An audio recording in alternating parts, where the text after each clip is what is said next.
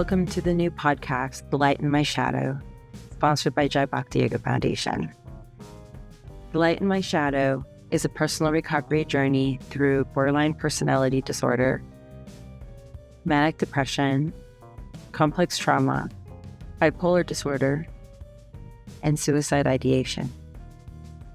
I educate and share techniques and practices of Ayurveda and yoga to address mental, emotional, physical, and spiritual health, highlighting the heavy issues hidden in the shadows within the tissues. I realized that in order for me to change my life, to stop these patterns, I needed to stop feeling sorry for myself and start taking action to be the kind of person that I would want to be with. This was a hard realization, but one that triggered this recovery journey. I am your host, Christina, and I have been living with bipolar disorder, manic depression, suicide ideation, and complex trauma since 1995. And officially diagnosed with BPD, borderline personality disorder, in 2022. I share my story and open up with no filter about my personal struggles, challenges, and successes. This is my journal, my thoughts, my interpretations of how to holistically manage these disorders using the resources that resonates and leaving anything else that doesn't. The recovery journey is very difficult and looks very different for each of us. This is a space where I feel safe opening up to you all in hopes that I may be able to shine a light your shadow. I want to preface that I am not a doctor at this time, but I am an Ayurvedic health consultant that I get to practice freely in the state of Louisiana at this time in the city of New Orleans. Therefore, everything that is discussed in these episodes are Ayurvedic and yogic applications, methodologies, and theologies that have been working for me, and they will only be suggestions for you. You can learn more about my offerings at jbifnola.org or follow me on Instagram, Facebook at Jai Bhakti Yoga. You can also subscribe to our YouTube channel, my YouTube channel, at jbifnola. I want to thank you all so much for choosing to spend time with me today and to dive in to take this journey. It really means a lot, more than you will ever realize. And I would like to invite you to support this endeavor by sharing this podcast, by also rating it and reviewing it, and giving us feedback for growth, sharing this with your community so we can build community. Now, without further ado, let's get started.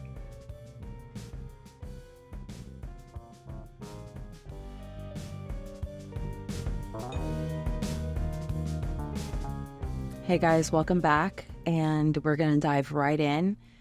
Today's episode is called The Light in My Shadow, my story. I have BPD, bipolar, manic depression, complex trauma, and suicide ideation. Yours truly, right here. And what is all of this? That's what we're going to be talking about today. But preface this by saying this is a very sensitive topic. I am going to literally be reading from my journal as well as from my research papers that I've found, and also peer review papers that I found that highlight aspects of BPD, borderline personality disorder, that it's really, really hard to face for those of us that have it. And those of you that don't have it but have a loved one or someone that you know that has this, it will be a really great way for you to understand where they're coming from, and or just to understand them better when you have been exposed to these types of behaviors from the people that you love. So without further ado, I'm going to go ahead and get started, and this way you can take in what resonates for you and leave the rest, knowing that this is, again, a very personal journey for all of us, and it might not resonate for you, some things in this episode, but again, this is my personal journey and my struggles and my experiences and what I want to share with you all, because I feel that these are the things and the tools that have been helping me on my journey and what I've been doing so that I can find balance again. But after doing some research, the more I find out, kind of like the less I know, and it's almost like it's a constant rediscovery of myself. So without further ado, it's been the downfall to my relationships, my stick addiction to emotional pain, the silent lover to my delusional thoughts, the company to my misery, the merry-go-round of complexities to my ever-triggering traumas, and the root of my suicide ideation. My shadow is the demon that I have learned to become the best of friends with. Through integrating the principles of yoga and Ayurveda, I have found that through a lot of work, tears, and patience, each of the obstacles faced daily can consciously be overcome. I'm not telling you it's going to be easy. I'm telling you it's going to be worth it. My traumas began as a result of sexual abuse and trauma that began at the age of 6 years old. I still struggle deeply with the yo-yo extremes of intense emotional shifts over the course of my upbringing, rebelling through my teens, living an incredibly destructive lifestyle, immersed in the drug and rave culture, bouncing from partner to partner to fulfill a void that still seems will never be filled. Addicted to the sadistic cycle of pain and abuse, which for me is rooted in sexual dysregulation and disassociation. And I will unpack a very heavy, concentrated entire series on sexual dysregulation and disassociation for those of us that have borderline personality disorder, manic depression, and bipolar disorder. Something that needs to be highlighted. I live a life in which I need to see chaos, let life fall apart, go back into my hole again, get bored, see chaos. So me. And then repeat the cycle. Pushing people away, ghosting them, driving them crazy so that they will leave before I do. Most of the time I try to really push people away and drive them crazy so that they think they're the ones that are crazy, and then they end up leaving me and letting me be alone. And some people are harder to do that with than others, I've found. And I just find that this is my own way of self-sabotaging the relationships because I already know. And that's my BPD talking, but definitely I already know before it ever begins that it's going to be over. That it's going to be over. Why? I'll tell you why. Because I get bored. I get bored really quickly. And I get tired of the same cycle of self-inflicted emotional abuse. I become an ongoing game, and the whole project, the whole experience becomes an ongoing game to see how destructive I could be until recently I started to stop being self-destructive or as self-destructive. I am still self-destructive because I'm still working through this shit, y'all. I'm not going to fucking lie to you about that, but I'm not as self-destructive as I once was. Unless we heal the wounds, that shame creates, especially wounds from childhood. We carry this crippling shame into our adulthood, primarily into our intimate relationships, and this shame is at the core of most types of emotional abuse. And shame is the new primary damage that emotional abuse brings. In 1995, at the age of 15, I was officially diagnosed with manic depression, bipolar disorder, and complex trauma. My nightmare of suicidal ideation has been and still is an ongoing battle since I was a teenager and well into my adulthood, into my life. Something that, again, I think of and deal with on a daily. And then when my mom passed away in 2022, And that was probably the hardest thing for me. A huge part of me died that day. Literally, I think I died that day. I lost my smile that day. Not only did I lose my smile that day, but I also lost my smile when my first husband left me. The one and only husband. My whole world shattered. So I tried again with my ex-husband, and again, my world shattered because he left me for the second time. And the second time was terrible. The first time I left him out of having manic depression and all kinds of craziness that, as you all know, but it was also to a point where I couldn't take anymore. And then I was completely devastated for doing that and highly attached. And then I went back, and then he left me again, and then my whole world shattered and my whole life changed. And then my mom died shortly afterward, because then shortly after that COVID came. So this is all pretty recent, y'all. And then all of that fell apart and fell to shit. And I really totally died to myself. Like, I am done. What you see here, what you're looking at right now, this painted up picture of a person that's in front of you looking at a camera or talking into a microphone, it's just a vessel. And this is why this podcast exists, because a lot of you feel like I do. The light within me was gone. When I had to bury her, I had to bury myself. And kind of sort of low-key did, because my name is on the tombstone. But I faked a smile, and I continue to fake a smile for the world to see. Smile staged in photographs, as Coheed and Cambria says in one of their songs. But inside, it's just like razor blades and daggers. Outside looks like rainbows and unicorns, and I put up this facade that everything is so wonderful and my life is so great, and that I travel this world and do all these things.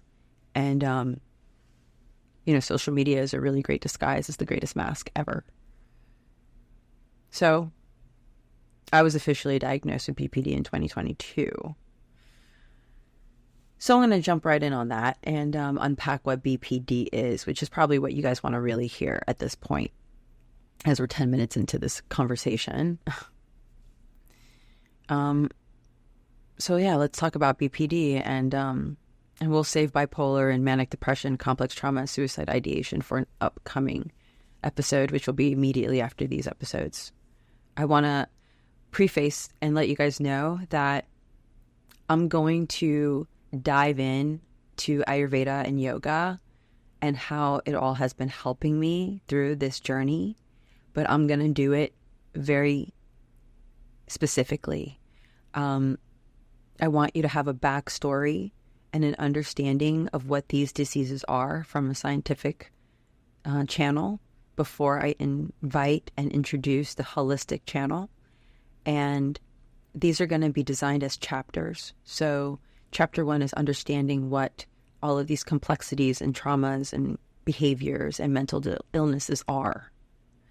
And then within the chapter, you'll start to have insight on how to integrate Ayurveda and yoga as part of your treatment plan, as part of your daily methodology of recovery.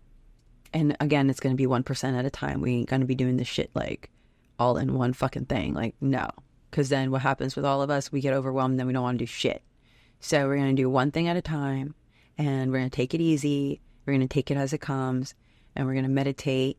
You're going to teach you all this shit, y'all. So don't even get all caught up in your fucking heads like, oh my God, this girl at our tree. Like, if I'm out of my tree, then y'all here being with me are out of your trees too. So there you go.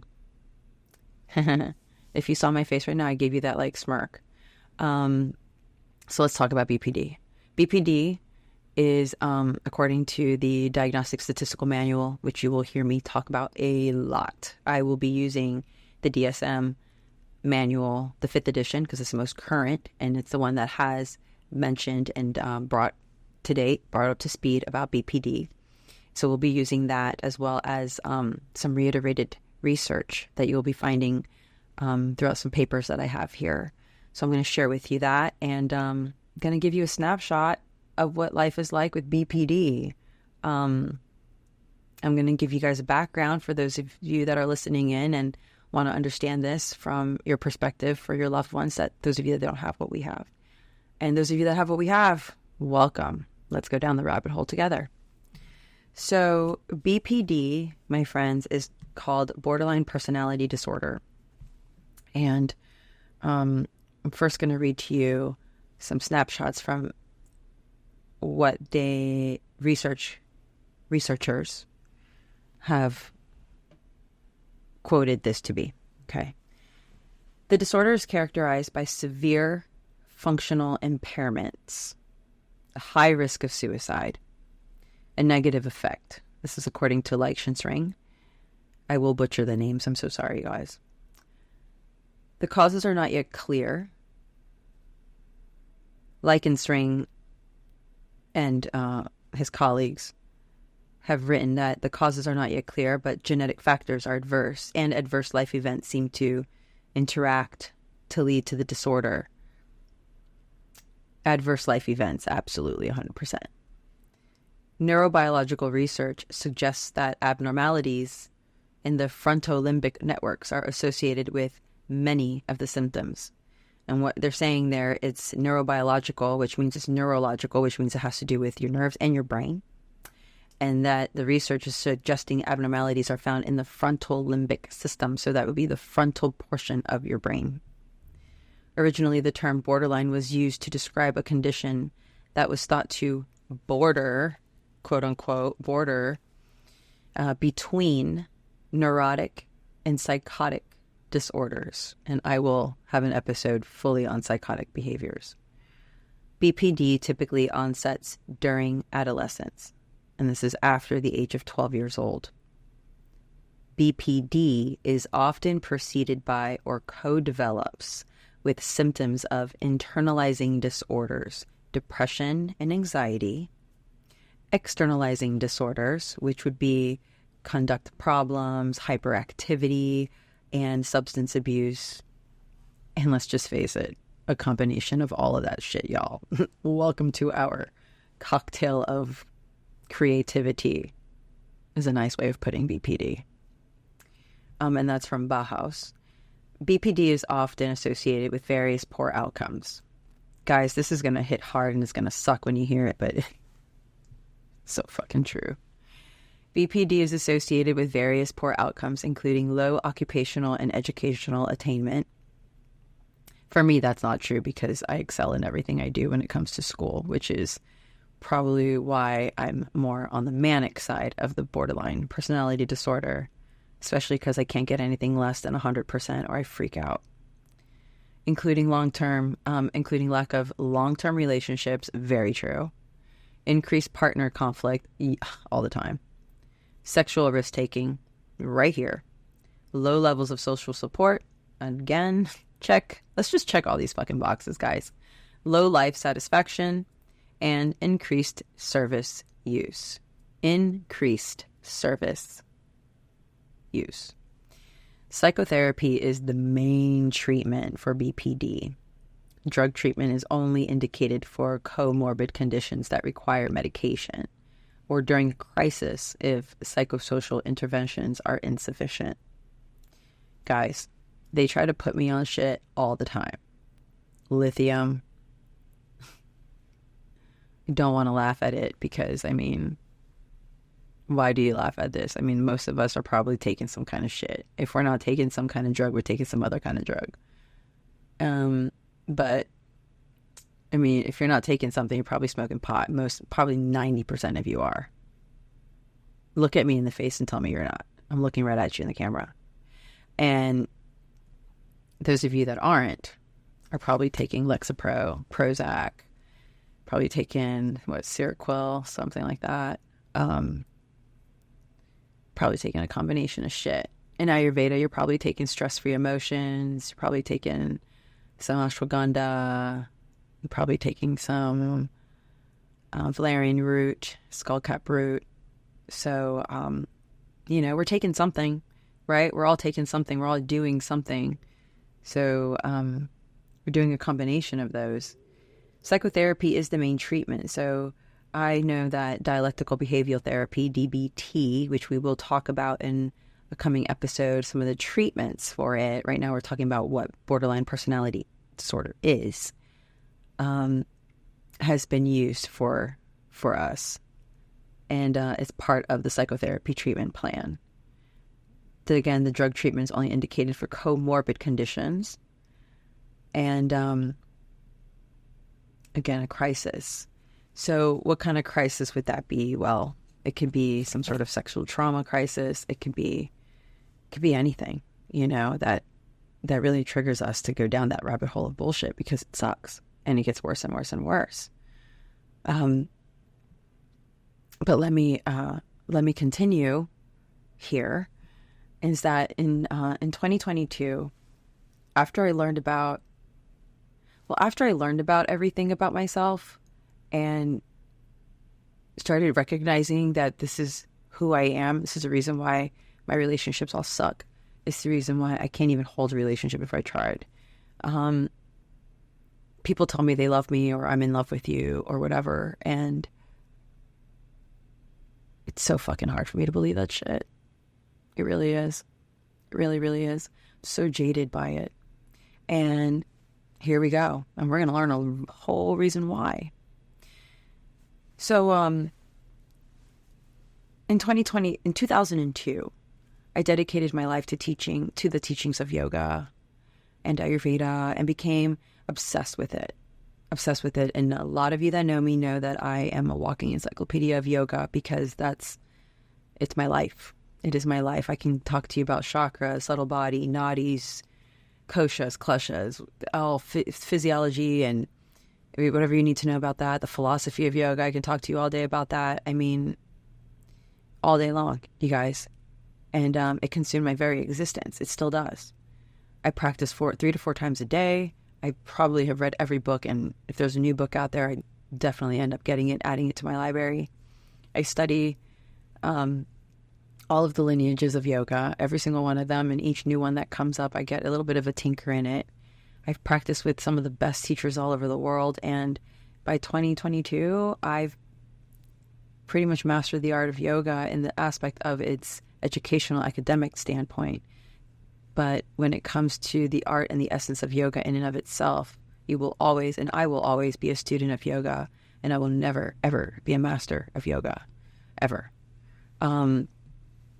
I continue to travel the world in pursuit of how to heal myself and to recover using yoga and Ayurveda. In 2017, I founded Jai Bhakti Yoga Foundation. It's a nonprofit that's based out of New Orleans, Louisiana. And the idea and the concept behind Jai Bhakti Yoga Foundation is to provide accessible and affordable yoga and Ayurveda to our underserved and underrepresented communities worldwide, not just in Louisiana, but all over. And now with our network online, we are able to do that. And I say all of this because, there's so much. I mean, even my teacher trainers, I have a school of yoga and Ayurveda that I teach, and I certify teachers to become 200-hour certified yoga teachers and Ayurveda practitioners out there. But I say all of this shit because even though I have all this stuff going on in my life, and even though I'm doing all this shit, I'm still fucked up, y'all. I'm still dealing with this stuff. I'm still struggling. I am still at home crying at night or lighting a joint when I say I don't smoke weed. And I totally do. I am that person that's lying on the outside and dying to the inside. But yet I'm preaching all this shit. It's a huge reason why I stopped teaching yoga publicly. Y'all want to know the real essence of the truth? I stopped teaching yoga publicly because I no longer felt authentic to myself.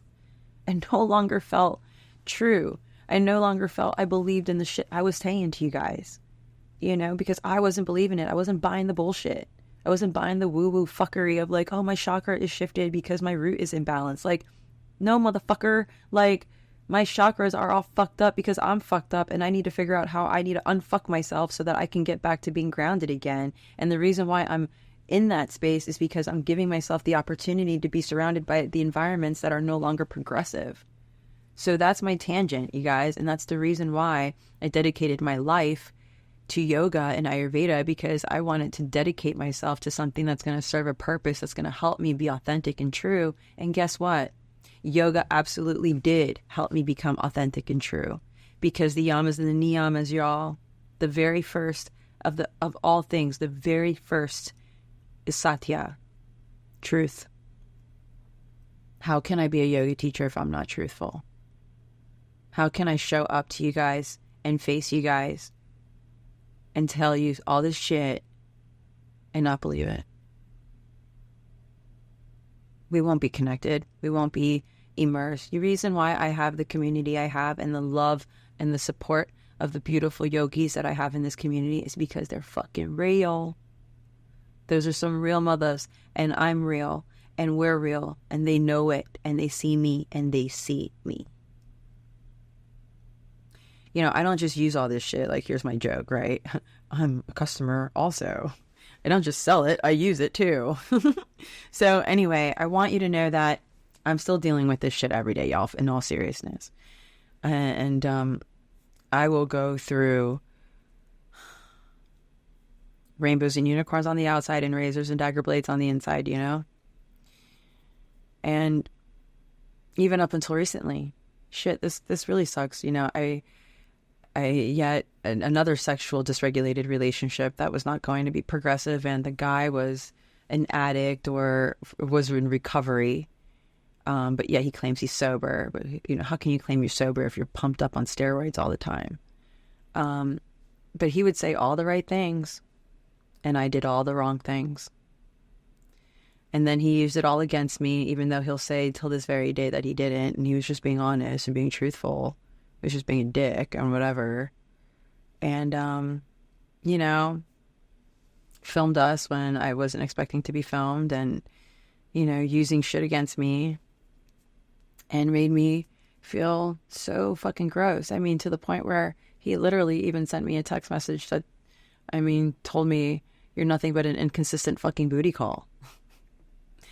And when I asked him, you know, what is this? What are you doing? Like, you just looking for something better? He's like, yeah. Who the fuck puts up with someone like that? Well, this fucking idiot did, me. You know, I found myself seeking this chaos because, like my uncle told me at 6 years old, this is what love looks like. You just take it. This is what love looks like. You just take the bullshit. Not only do you get fucked over. That was a classic BPD relapse for me, y'all. Seeking the chaos and the shit, and then when it goes too far, it's as though I click out and then go into the system of reboot and completely shut down. Even up until recently, like, you know, I'm shutting everyone out and wallowing in my miserable pity party behind closed doors and letting myself fall into the fucking trap drama again and again that I willingly walked into. And borderlines are prone to this type of self-sabotage and emotional self-abuse. It's not that I'm some sex-crazed horn dog. I actually don't even give a shit about sex, to be honest with you, because I find it really boring. I find it boring, and, you know, I just find it's just a repetitive mechanism. You know, it's just a coping mechanism for me just to feel something. I'm unfortunately, or I want to say unfortunately, and I know this is a really sensitive way to put this and really tender, but, you know, we all have our ways of hurting ourselves. Some of us cut ourselves. Some of us seek different types of chaotic behaviors to harm ourselves so that we can feel something.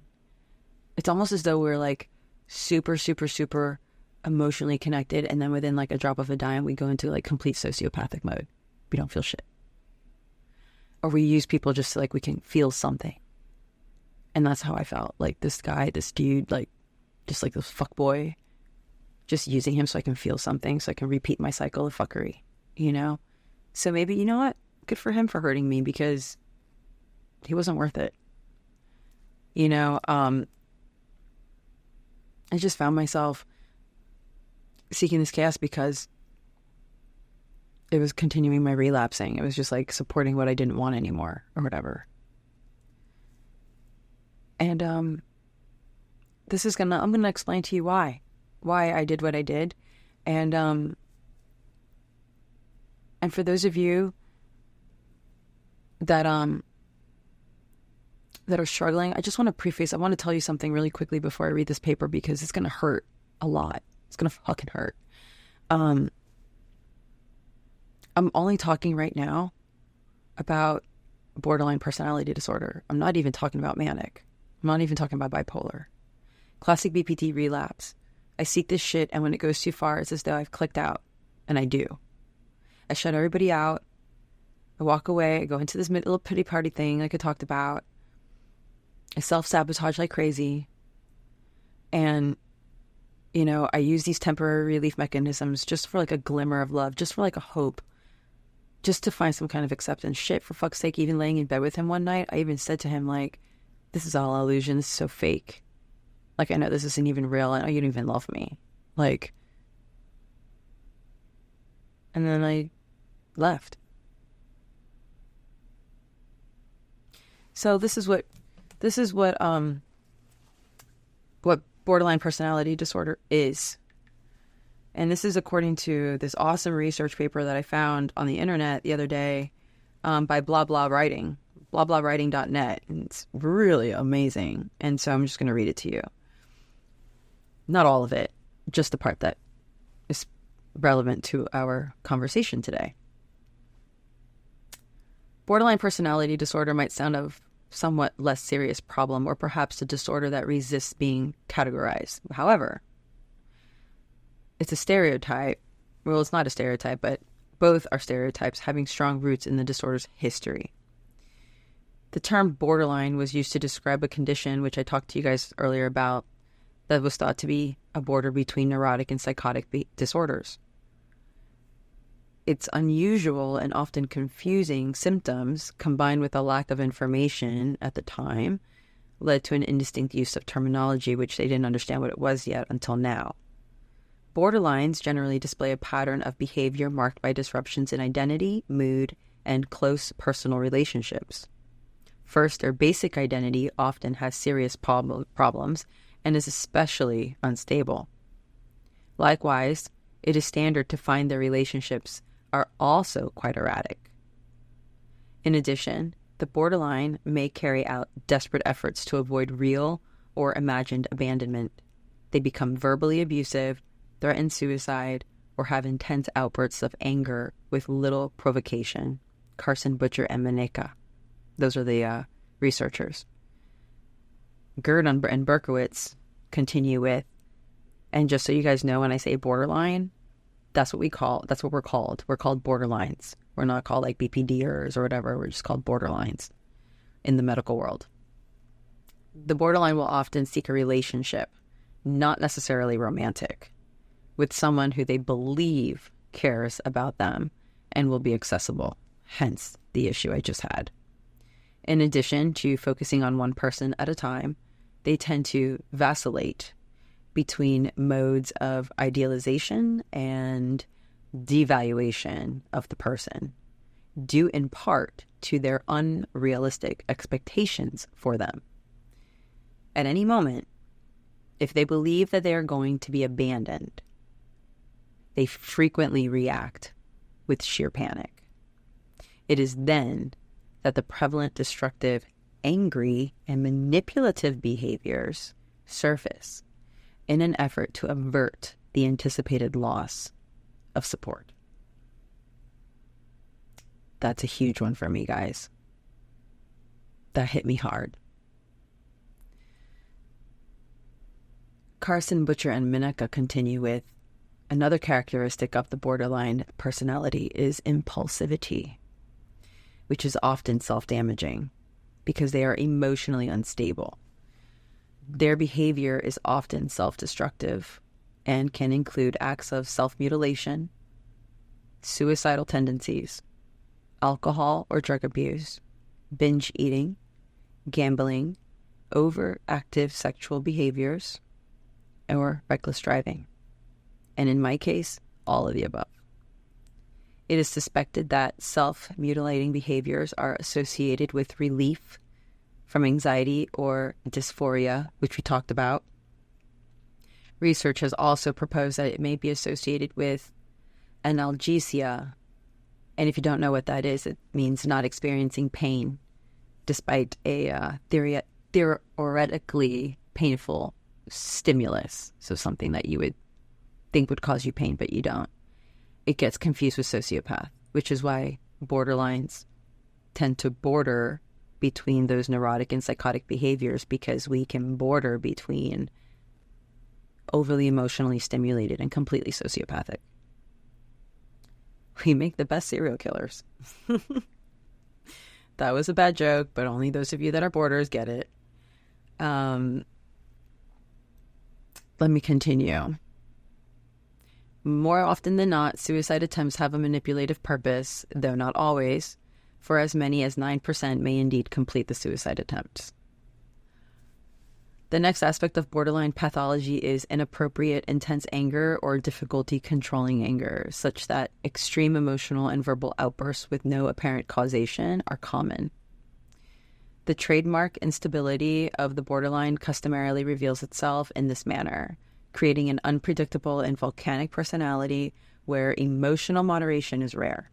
In fact, a flat affect is so atypical that its presence is usually sufficient to rule out BPD. One important feature of the borderline diagnosis is a vulnerability to brief psychotic episodes, which may include disassociation, hallucinations, paranoid ideation, or lack of reality sense. Any of these can occur when the borderline's environment lacks structure. For example, a borderline adolescent may perform well on structured tests, such as the Wechsler inventories, but when presented with an unstructured test, such as the Rorschach tests, which uses those little ink blot things, they are apt to become extremely agitated. Stressors to the BPD individual can also produce psychotic-like effects. And that's from Fall and Craig from their research. So, we have all faced borderline personality disorder in our daily lives. The unfortunate truth is that it is seldom recognized or noticed much later than would be ideal. By then, BPD has depreciated the quality of the borderline's life and dramatically affected the lives of family and friends. Actress Marilyn Monroe lived a vastly turbulent life, composed of failed marriages, numerous relationships, a history of substance abuse and suicide attempts, all of which suggest that she was probably borderline. According to Dr. John W. Gunderson, usually borderlines ensure that someone saves them from their suicide attempts, but sometimes they take their own lives, and unfortunately, Marilyn Monroe took hers at 36 years old. Interestingly enough, commercial films have been used to educate people on various topics, and one in particular is the Stephen King movie, Misery. And they talk about Kathy Bates, who plays the character Annie Wilkes, who is obsessed with the writer, the novelist Sheldon, Paul Sheldon, who's played by James Caan. And she becomes so obsessed with him. And because she's afraid of her abandonment, he becomes like her favorite person. And we're going to talk about favorite persons in another episode. But because he becomes that person to her, and she nurses him back to health, and she becomes so attached, she forms this shenpa to him. She shackles him to the bed so he can't leave, he can't escape, and she breaks his ankles. And it's a powerful way of saying that's how afraid we are of being alone. But then at the same time, we want to be alone. So there we go again, neurotic, psychotic. So it's really about that kind of abandonment, you know. There's so much to unpack. There's so much to talk about. But the casual and contributing factors of BPD, and then I'll wrap it up here, is I'll wrap it up here and then very briefly go over some Ayurveda parallels to what we just read and why this is what we call a vata. V as in Victor, A as in Alpha, T as in Tango, A as in Alpha disorder, vata, from the Ayurvedic perspective. Really quickly, current research is continuously bringing more knowledge of the inner workings of borderline personality disorder.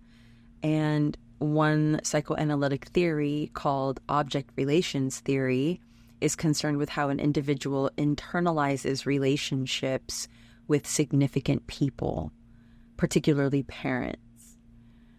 It suggests that the way you comprehend and absorb these relationships is intimately connected with psychoanalytic notions such as love and aggression, and strongly influences the development of the ID, ego, and superego. Learning experiences are then divided into periods of low and high intensity emotions. The child's early learning during interaction with parents, the mother is specifically stressed here, during emotional states of high intensity sets precedence for their understanding of self-concept as well as how they perform in relationships with other people later in life. I'm going to stop there and I'm going to tell you why. Actually, no, I'm going to read on with child abuse.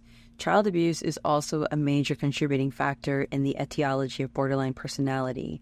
Environmental, familial dispositions such as physical and sexual abuse, severe deprivation of love, unavailable parental objects, and severe neglect can all lead to the development of personality disorders. And that's from McGinn in 1998's research. These are such powerful influences that childhood abuse has become a diagnostic component. It only makes sense that children who are abused from a distorted sense of reality filled with feelings of fear, anxiety, and unpredictability. Overall, the etiology of BPD seems to be a complex exchange of chaotic forces present within the child's environment. And that is from Fall and Craig in 1998's research study. Guys, Ayurveda addresses this and all of this as a vata imbalance. It is a disruption in our transportation of what we call the prana, life force energy.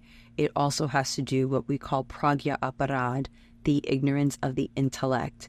We go down all the time because we go down this story that we tell ourselves, and it's just constant. It doesn't stop. A lot of you that are listening that don't have BPD will never understand the challenge it is to get the stories and the voices to stop in our head. Really, it really is.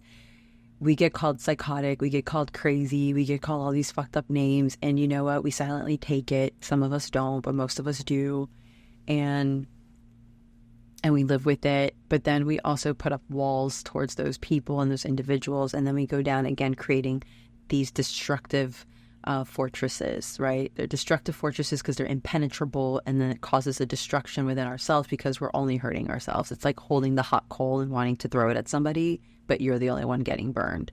And so it sucks.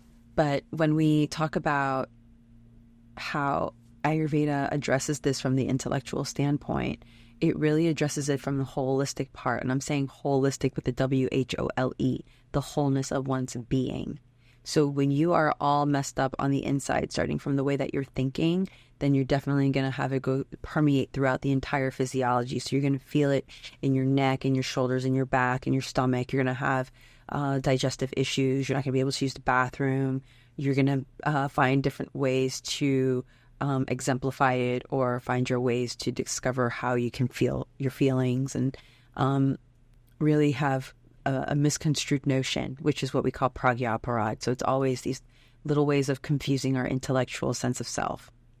So what we want to do going forward is we want to take the information that we're receiving through Ayurveda, through their environment, because they spoke about environmental factors, and it's true. Our environment is huge. I have to have myself be in an environment that's bright, even though I tend to lean on the darker side of things, and I really love, the more macabre and goth aspect of life.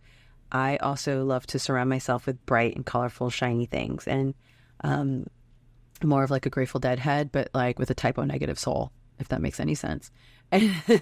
And it, and I like all of that on the external, but on the internal, I still find myself struggling with this darkness and with these demons. And how do I become best friends with them? How do I become that person that understands them and navigates them? And so Ayurveda is helping me to do that by finding new ways of integrating my lifestyle, integrating changes of life, integrating time to take my power back and say yes to me and no to others, and being okay with that, being respectful of that. If you want your friends to heal and get better, then you want to give them all the time in the world it takes for them to do that. So, be the support system for them, be understanding without creating conflict. And I've been finding that to be really helpful in my progress and growth. Also finding a great therapist. Unfortunately, mine just took off and kind of sort of abandoned me. And now I feel abandoned and I'm pissed off at her and I haven't spoken to her because she hasn't reached out and so on and so forth. And I'm looking for a new one, but I'm upset. I'm upset. Why? Because I felt abandoned. I felt abandoned. You're just now witnessing a legit BPD issue right here. Like, I felt abandoned. I'm really upset with her because she abandoned me, and I'm very spiteful now, and I'm angry because she said she was going to do something and she didn't do it, and she never reached out to me to find me another therapist to help me with what I have that has DBT, dialectical behavioral therapy, certified to help me with what I have. And so I'm on my own again. And that's why this podcast exists, because I'm trying to recover and do this whole entire stuff without a real DBT therapist, because we don't have them here in Louisiana, good ones. And I'm doing this to just kind of like work on healing myself as my own Ayurvedic health consultant practitioner that I am. So I want to just say that Ayurveda is a wonderful way. It's really, what is Ayurveda? First of all, probably like, what the fuck is Ayurveda? What is she talking about? Ayurveda is the science of life. It's understanding the knowledge of oneself. Ayu and Veda, Ayu being the knowledge of oneself, and Veda, knowledge. So there you go. And that's just super layman, super simple term. I'm not going to get overcomplicated. Vata is responsible for movement and transportation. They're colder, rougher, drier, sharper. No, or not sharp, but just like, they're just really rough and coarse, like no filter. You might get offended easily with a Vata person in your life. I'm a Vata person. Pitta people are fiery. They're go-getters. They're ambitious. They're driven. The elements of Vata are air and space. So very airy and very spacious. Think of a butterfly when you think of Vata. When you think of Pitta, think of like a frog. Very hoppy, bouncy, strong. I almost want to say, when you think of Pitta, you want to think of like that person that is gonna make shit happen. They have the best digestive system because they can eat anything they want. They're very spicy people. And then you have your kaphas. Oh, by the way, Pitta is fire, of course, is their element, fire and water. And then the element for kapha is water and earth. They're the most grounded. They are, it's so funny. I'm like, we're all combinations of all three of them, but kapha is thicker. They have beautiful skin, very thick, luxurious skin. I always think of Aunt Jemima when I think of a kapha, because I always want to like just go get hugged by Aunt Jemima. And she's got that really sweet, beautiful, soft, nurturing face, and everything is just luscious. She got luscious lips, big brown eyes, curly, luscious hair. Think of like Esmeralda or something, like gypsy hair, and a combination of those guys, and just like a lot of melanin in their skin. And they just are very slow. They don't rush at anything. They're the kind of people that can go run a marathon without training for it and then go back on the couch and chill out. Like, they're big time couch potato. They're really, really, really, really good with money. Kapha people are definitely going to be the people you want in your life, that are going to be the person. They're like your elephant. They're your rock. They're never going to leave your side. They're your ride or die.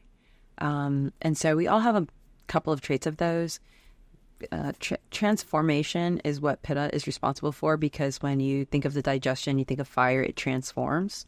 And then when Kapha comes to Kapha people are responsible for structure and stability, And so they represent how we are stable in the root of our lives. So now that you have a kind of an understanding of Vata, Pitta, and Kapha, it's a really high-level overview, guys. You can go over to my website, jpyfnola.org, and head over to the blog section, or you can head over to the Ayurveda section, and you can read all about Ayurveda, okay? But with that said, now that you have all this understanding, I want you to know that based on your dosha is how you're going to be able to treat yourself on your recovery journey through BPD.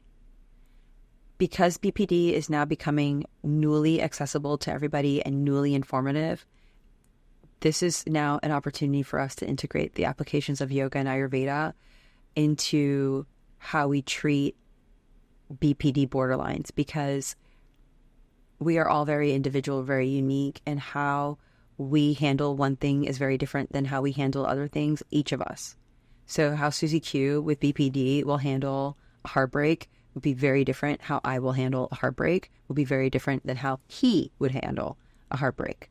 And so you want to be able to address each of those issues individually, each person. So me taking the dosha quiz that I have on my website that you can go and do there, take that quiz and it will tell you what you are. And you're going to then get a little workbook of how to manage that. So you'll know some yoga poses. We'll tell you some yoga poses along with the video, and that you can do at home, very easy, and some diet suggestions to change some of the foods that we're eating, because that also can also affect how we are feeling on the inside and out. Some of us binge eaters, that kind of behavior. So are we consciously eating good foods, or are we consciously eating junk food, which is adding to our depression, because then we feel heavy and lethargic, which is a vitiation of kapha. So then we mess up some of the kapha stuff, and then we have to go back and balance that. So utilizing Ayurveda will help balance out who we are from the scientific knowledge perspective, but it will also help to balance us out from a mental health perspective, using the knowledge of Ayurveda and integrating that into our practices. So we'll be doing that as we continue to move along. But I just want to say that, even though this has been the downfall to my relationships and my sick addiction to emotional pain, the silent lover to my delusional thoughts, and the company to my misery, this merry-go-round of complexities to my ever-triggering trauma, and the root of my suicide ideation, well, my shadow is the demon that I have learned to become the best of friends with. And through integrating the principles of yoga and Ayurveda, I have found that through a lot of work and a lot of tears and a lot of sweat and a lot of blood and a lot of pain and a lot of struggling and a lot of shit, piss, and fuck, each of the obstacles that I face every single day can only make me stronger. My best friend always says, you can't have any triumphs without the trials. I'll see you on the next episode, y'all. Your biggest takeaway today is going to be to absorb all of this information. Take it all in and just sit on it. Just observe. When we come back, we're going to dive a little bit deeper into what BPD is and how we treat it. See you in the next episode.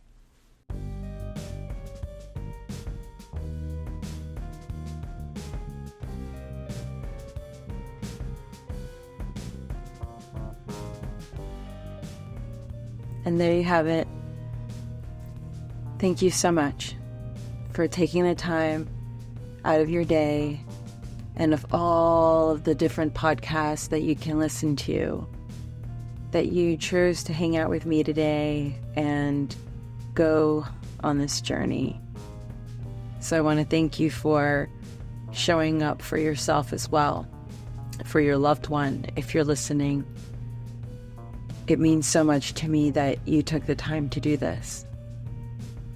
I want to invite you to join my community. If you've listened this far and like what you've heard, you can reach out to me personally at Jai Bhakti Yoga at any of those platforms on social media, as well as you can reach out to me via Instagram, Facebook, YouTube, and email jaibhaktiyoga@gmail.com. Also, please do share this podcast, rate this podcast, review it, and please do continue to support by sharing it with your community so we can provide holistic care to our loved ones. There will be a ton of resources that I will continue to provide for you, so please do continue to check the show notes. And as always, I'm Christina, so much love, your host of The Light in My Shadow, and I will see you in the next episode. Namaste, and be well.